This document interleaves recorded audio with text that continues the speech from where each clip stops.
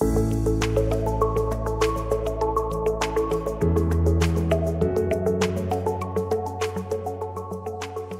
morning, everybody. My name is Maddie. I'm the Education Officer here at the beautiful National Library of Australia, and today I'm really excited to be listening to simultaneous story times with you.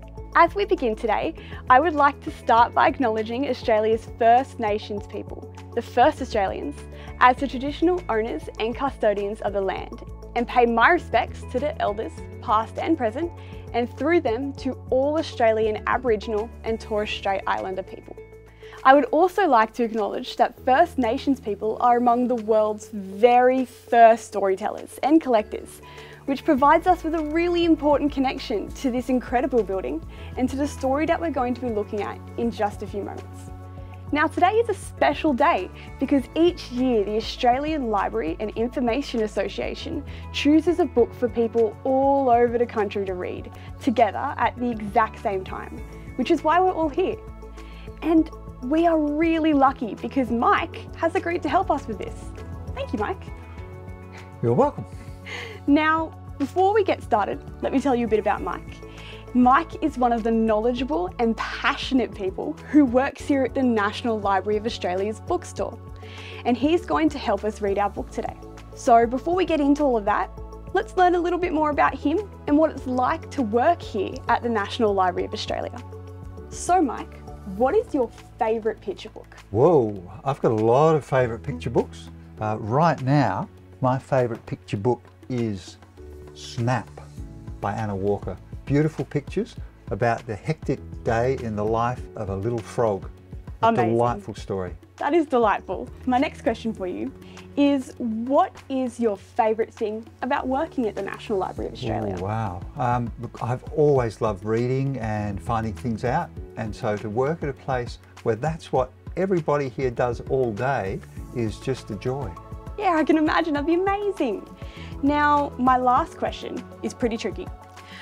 I would like to know if one of the amazing kids joining us today came into our bookstore and they asked you for a recommendation for a picture book that was published by the National Library of Australia, what would you recommend? Ooh. Well, firstly, welcome to the National Library of Australia. I would ask them what they are really interested in, and if they're interested in animals and facts and finding out things, I would strongly recommend that they have a look at Fauna by Tanya McCartney, because it's full of amazing, surprising and astonishing facts about our wildlife, and also beautifully illustrated. Fantastic, thank you so much, Mike. Now, to make sure that we are reading our story at the exact same time as everybody else, we should probably get started. So Okay. take it away, Mike. Let's go. Today's story for National Simultaneous Storytime is Bowerbird Blues by Aura Parker. She wrote the words and drew the pictures. Now, bowerbirds are a very special kind of bird, and their nest is quite unusual, as you will see when we come to the end of the story. Bowerbird Blues. I am a collector, always looking, finding and keeping, swooping, snatching, scouring, scavenging. Oh, how I love blue. A skerrick, a scrap, a piece of blue. If only I could find the perfect blue. Aha! Treasure, magnificent cobalt, brilliant, vibrant blue. My belly is full, my wings are strong, and my collection is growing. But something is missing. What could it be? Peeping, peering, perhaps I'll find it. Over there. Is it blue? It's not enough. There must be more. Searching, seeking, up above. Is it there? More blue. That must be it. Soaring up, up, up into the blue. Oh, how I love the sky and moving through the marvellous blue. But I can't hold it, can't grasp it. Sliding, slipping through the air, free falling down, down, down, into the wanting and wandering, fluttering, fidgeting in all this grey. In the distance, what's over there? Gliding, hoping, oh, how I love the sea, glistening, calling, so much blue. Splash! But it's cold, icy blue, diving, sinking, down, down, down, deeper into the blue. No, this can't be it. Too frosty. My tears.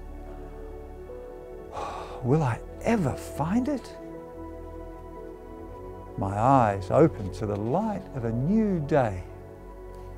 What's this? Sparkling blue. My collection has grown. If I place it just right, bit by bit, sorting rows of 8, patterns of 4, puzzles of 2, pieces of 1, that's how it goes.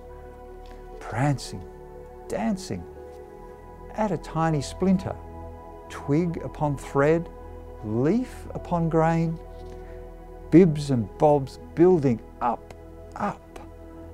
It grows higher and stronger, weaving, tinkering.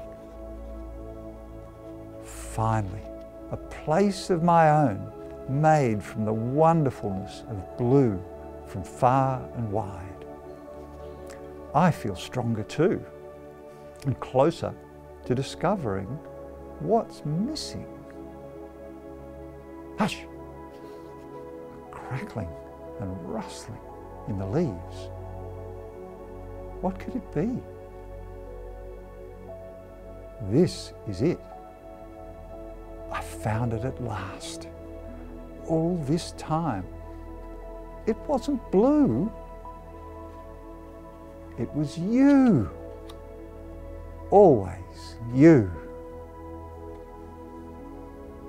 Smiling, soaring, floating, feeling, sharing, nesting, cuddling, snuggling, loving, knowing how much I love you.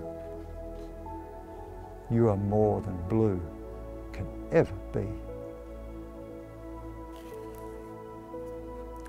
Bowerbird Blues by Aura Parker. Wow, what a special story, and it was so fun to watch the bowerbird collect all of those beautiful different things. It really was. The bowerbird reminds me a bit of the National Library because it collects beautiful and exciting objects as well. On screen now you'll be able to see a few of the blue objects in the library's collection. One of my favourite blue things at the library is this poster. It was printed in the 1930s, so that's almost 100 years ago, and it's telling us about a circus that took place.